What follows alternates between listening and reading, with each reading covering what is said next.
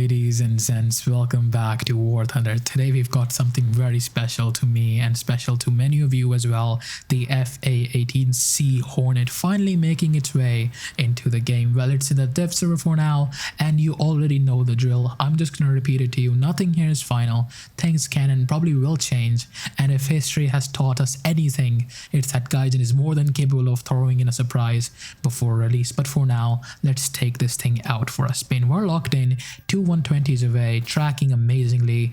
That should be two easy kills. One down, the other guy is somehow standing, but he's dead as well. He fires a missile at us, no worries. We should have absolutely no... moving on, that did not just happen. Here is the F-18C in all her glory, standing in front of you finally in the game. And if you take a look at its position in the US tech tree, the late variant is above the F-14B, the F-18A is above the F-4J, and there is also a premium F-18C early, which does lack AMRAAMS and the better upgraded engine. For radar, you've got the AN/APG-73, which is not an ASAR pace radar, but it is still very good. The engines are decent. Remember, it is a Hornet after all, so don't expect to be going that fast. Taking a look at its armament, you've got 120s. I'm sure you're all very familiar with that. We've got 9Ms and we've got 9Ls, as well as for the ground department, you are packed to the brim with this. So ground mains are going to have an amazing time with this. It is an amazing cast vehicle, although I do think that the F-15E Strike Eagle is a little bit better in that aspect. You're free to choose more agility over less weapons. Anyways, moving on to Sweden, they also get an F-18C in the form of the Finnish tech tree. It does not get ground armament. It is only a pure air-to-air fighter, and it is identical to the US F-18C. So you might be asking by now, how do you actually play the F-18 to the best of your ability? Well, let us be honest with each other. It is not the fastest thing around. You're not outpacing an F-15E Eurofighter or a Rafale or anything else in the majority for that matter. You're not winning BVR fights through raw speed either, but that does not mean you're out of options, because to be frank with you, the kit on the Hornet is absolutely crazy. You can carry up to 12 missiles. 12, that's 10 AMRAAMS and 2 9Ms. That is more missiles than most top tier players even have brain cells. You're not the fastest plane around. You don't need to be the fastest plane or the most maneuverable plane when you have those 10 AMRAAMS, and you can keep slinging them until the guy is dead. So here is how I personally play it. I don't rush in like I would with an F-15 Eurofighter or a Rafale. Instead, I stick to the sides. I keep the enemy to my left or right depending on what team I am, and never straight ahead. That way I can control my engagements, pick off targets that aren't paying attention, especially base bombers. They are very easy pickings. Player wandering off alone,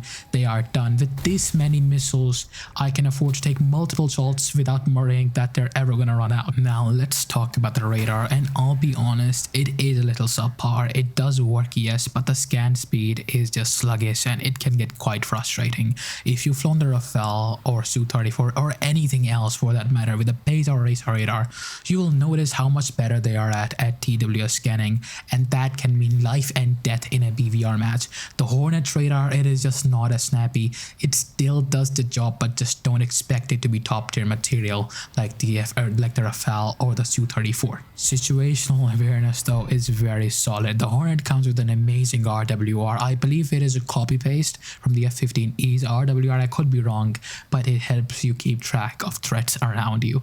But then we run into a very big issue, a really bad issue. I have no idea if this is an oversight on Gaijin's part, but right now the Hornet, as you probably noticed by now, only has 60 countermeasures. 60 for top tier. That is insanely low. At this BR, 240 countermeasures should be the bare minimum, or 100 single pop countermeasures if you want to stay alive against constant missile spam. Alright, let's move on to some 1v1s. Unfortunately, as you can see, I could not get a Su-30S or a Rafale for this fight. That is coming next video. My friend's dev server account got wiped because Gaijin Spaghetti Code strikes again, so he had to Golden Eagle his way into the Su-33. Now, this fight is not just about seeing the Hornet dogfighting, it is about something way more important.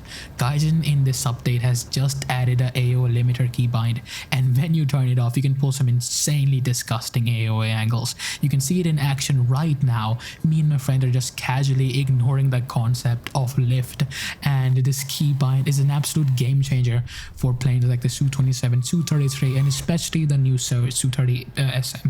If you thought those things were limited before, please, I ask you to think again. So you might be wondering by now, where does the F-18 rank in terms of 1v1 dogfight performance?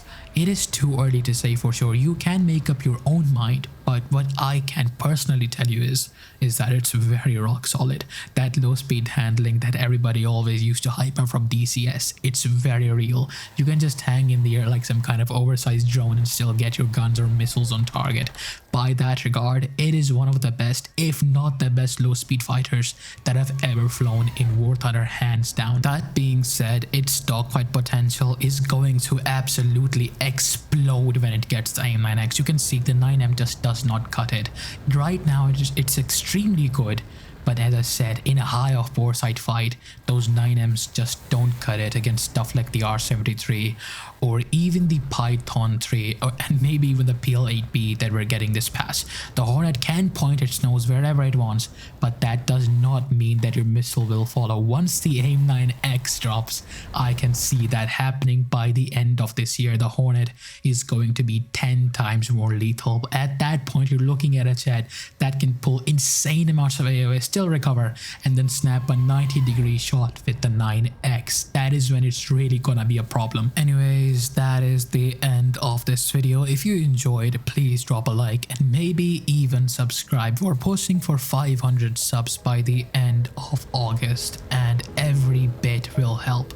Got thoughts on the F-18? Please let me know down below in the comments. How are you flying it? What's your go-to loadout? And of course, as always, fly safe or not, your choice, and I'll see you all in the next one.